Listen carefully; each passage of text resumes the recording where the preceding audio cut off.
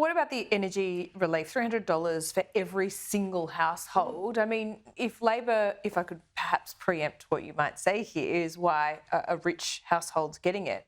If Labor didn't or went down the means testing path, you'd be sitting here accusing them of class warfare, wouldn't you? Well, they went down the means testing path with the last round of energy relief. So I'm still scratching my head as to why they couldn't do that this time around. Because economy-wide it has a bigger disinflationary effect, doesn't it? Well, I think that might be the objective, maybe that, or it's more appealing for your re-election prospects.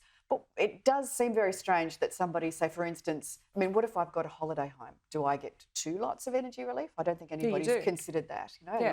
A household gets $600 rather than $300. Yeah, you do, but there's always going to be these things at the fringes, just like people saying today that Gina Reinhart's also going to get $300 off her power bill. I mean, this is our money. Well, there is no way we're going to stand in between Australians who are really doing it tough getting some energy bill relief. So you'll grumble about it, but you'll pass it through the Well, it wouldn't be the way that we would have done it. That's certainly the case. But I do think that Australians are crying out for help, and we won't stand in the way of that happening. But let's face it, it's a Band-Aid on a bullet hole. Australians have gone backwards. They've seen their real disposable income drop by around 7.5%. If you're a family with a mortgage, you probably paid about $35,000 more on that mortgage just in the last couple of years than you would have 2 years ago. So these families are really doing it tough. And as I said, that cost of living committee, we've seen people come to us, speak to us, submit to that committee that have told us that they're lining up outside food bank. There might be people that have 2 incomes in a family. There might be people that have mortgages,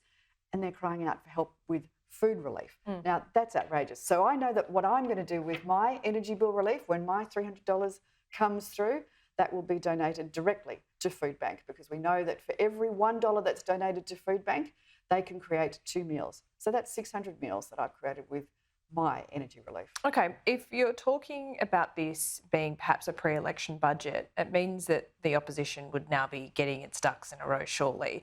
We've also seen in this budget that bracket creep, for the first time, Treasury's really laid it out about how much bracket creep on income taxes goes into benefits government budgets. I mean, that damages the economy, we know that, but it benefits government budgets.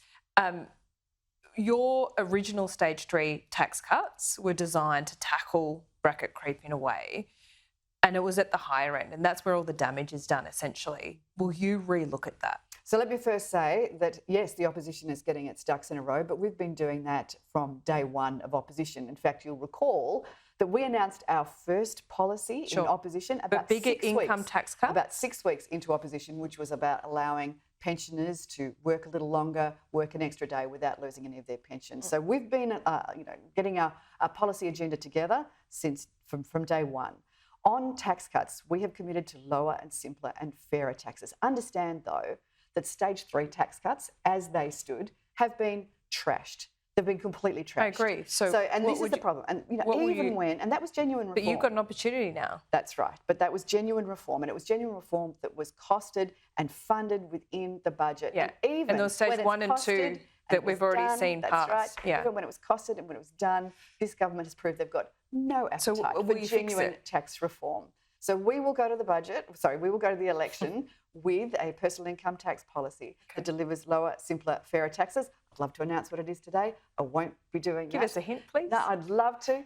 Maybe one day, but no. But will today. it tackle bracket creep? Well, we want to tackle black bracket creep. In fact, that's what the original stage 3 did. It got rid of one of those, a whole tax bracket had disappeared. That was fantastic, because inflation is the ultimate thief in the night. We know it erodes your purchasing power, it eats away at your savings, it reduces your standard of living. And it's bracket creep that have delivered this government the surplus. If anything, Jim Chalmers should know that it isn't from his hard work that he's delivered a surplus. It's because of the hard work of other Australians. There it is, Jane, my favourite chart in the budget, this Treasury laying out bracket creep and the insidious nature of it. We'll leave it there. We'll see you soon. Good to see you, Laura.